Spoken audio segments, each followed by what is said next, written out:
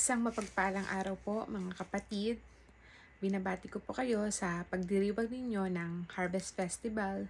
Tunay nga po na mabuti ang Diyos sa buhay ng bawat isa. Sa kabila po ng mga pagsubok, nandito tayo, nagpapasalamat at kinikilala natin na ang Panginoon ang siyang source of everything. Ano man po yung pinagkukunan natin, sakahan man yan, gulayan, hanap buhay sa empleyado, pagiging empleyado or business, ay kinikilala natin ang Panginoon na siya ang source or siya ang pinagkukunan natin ng anuman ang meron tayo. Purihin po ang Panginoon sa araw na ito. Binabati ko po ang ating pastor, Roy Labrador, Jack Jenny, sa ating chairman, Mars Rosel, at sa lahat ng pamunuan at sa lahat po ng ating kapatiran na patuloy na naglilingkod sa Panginoon. Binabati ko kayo sa inyong masikap na paglilingkod na nakikita ko kayo sa Facebook, yung mga gawain ay patuloy kayong ma-attend. Kaya binabati ko po kayo sa inyong mga kasipagan. Patuloy lang po tayong maglingkod sa Panginoon. Ang ating pong paksa ngayon ay pinamagatan kong pag-ani at pasasalamat. Sabi po sa Exodo, Kabanata 23, talatang 16, ipagdiwang din ninyo ang pista ng pag-ani sa pamamagitan ng pagdadala ng maunang ani ng inyong bukid. Sabi rin po sa Kawikaan, Kabanata 3, talatang 9, parangalan mo ang Panginoon sa pamamagitan ng paghahandog sa Kanya ng maunang bunga ng inyong ani. Ilang libong taon na ang nakaraan, nagtatag ang Diyos ng bagong kapistahan para sa mga Israelita at sinabi niya ito kay Moises. Ayon sa isinulat ni Moises sa Exodo, Kabanata 23, ipagdiwang din ninyo ang pista ng pag-aani sa pamamagitan ng pagdadala ng unang ani ng inyong bukid. Sinabi po dito na ipagdiwang din ninyo. Tayo po ay may kanya-kanyang pagdiriwang. Sa kaarawan, may pagdiriwang ng diba po dyan, may fiesta. Pero dito po sa ating mananampalataya ay pinangaralan tayo ni Moises na ipagdiwang din natin ang pista ng pag-aani. Kaya po, meron din po tayong Harvest Festival. So, sa ating pong mananampalataya ay nagpapasalamat po tayo dahil tayo po ay may ganitong gawain. At sana nga po, wag po nating isipin na gastos na naman or kailangan na namang magkaloob sa church. So, pinangaral po pala sa atin yun na magkaroon tayo ng kapistahan ng pag-aani. Sa panahon po ngayon, ipinagdiriwang na din sa iba't ibang bansa ang masaganang ani sa kanilang lugar. Sa bansang Canada po ay may Thanksgiving din tuwing October at dito naman din po sa US ay sa November 23. Sa bansang Ghana naman po ay Yam Festival or Ube Festival po. At kinikilala rin po nila na si Lord ang source ng lahat ng kanilang mga biyaya. Sabi po dito, ang taong nagagalak ay laging nagpapasalamat. Kaya tayo po mananampalataya, nandito po tayo upang kilalanin na ang Diyos ang source ng lahat ng bagay. Para mas maunawaan po natin kung bakit dapat ipagdiwang ang tag-ani, alalahanin natin ang nangyari kay Noe.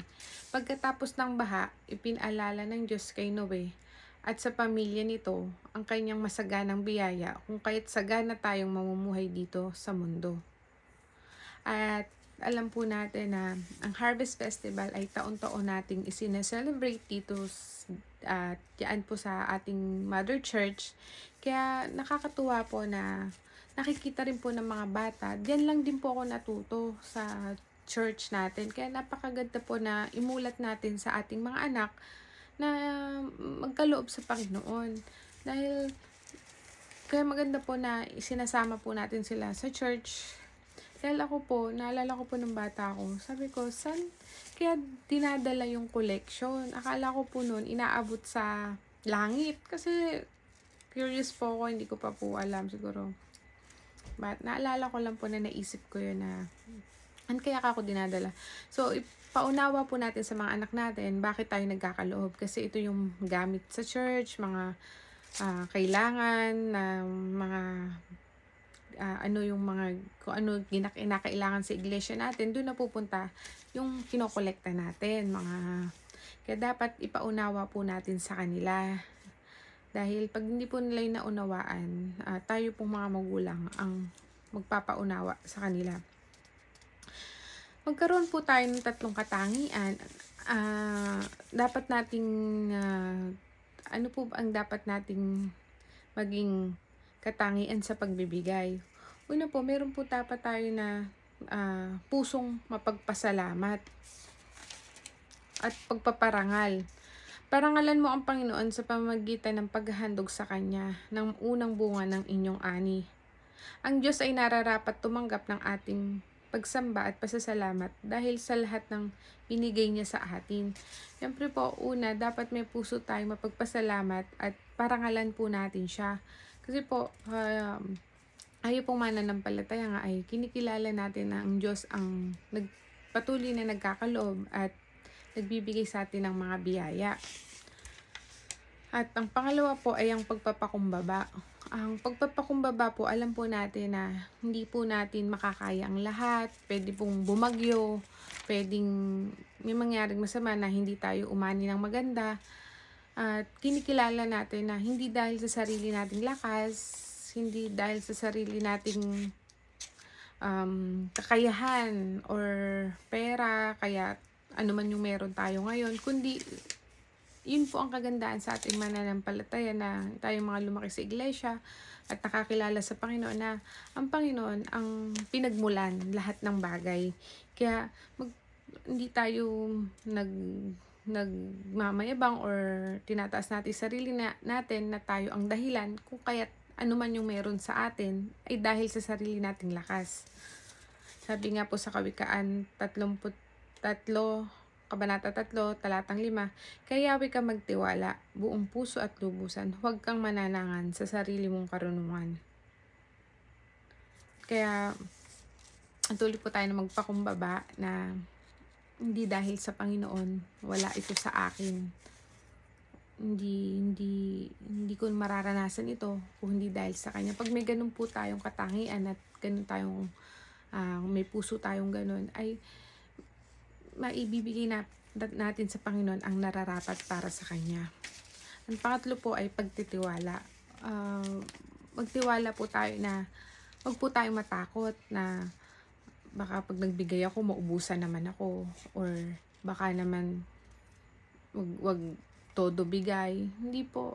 Ibigay po natin ang nararapat para sa Panginoon dahil wag tayong matakot na siya itutugon. Kung paano po tayo nakalagpas sa pandemya, na nakita po natin na tayo ay nakaraos sa mga maraming pagsubok na naranasan ng pamilya, may mga emergency na bigla na lang hindi naka-budget pero natugunan natin, bigla na lang po.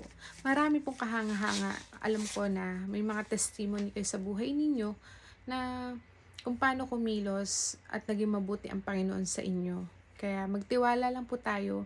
Kung ano na po kayo ngayon na ang dami nyo nang nalagpasan, ay makakaasa tayo na hindi tayo pagkukulangin ng Panginoon.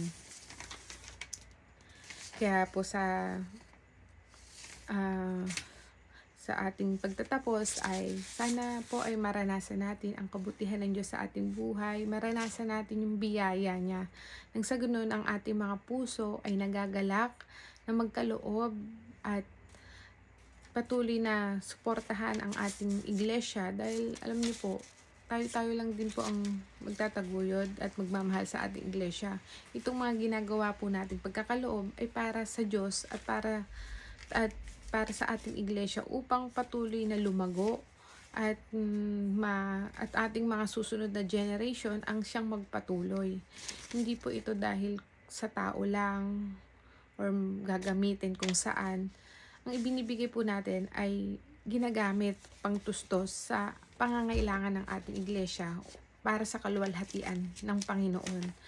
At sa huli po ay magkaroon po tayo ng pagsasakripisyo Dahil kung may mga bagay po na dapat nating i-sacrifice para lang um, maibigay natin yung the best para sa Panginoon. Ganun po talaga eh. Hindi po natin na ibibigay sa isang tao kung wala tayong sakripisyo.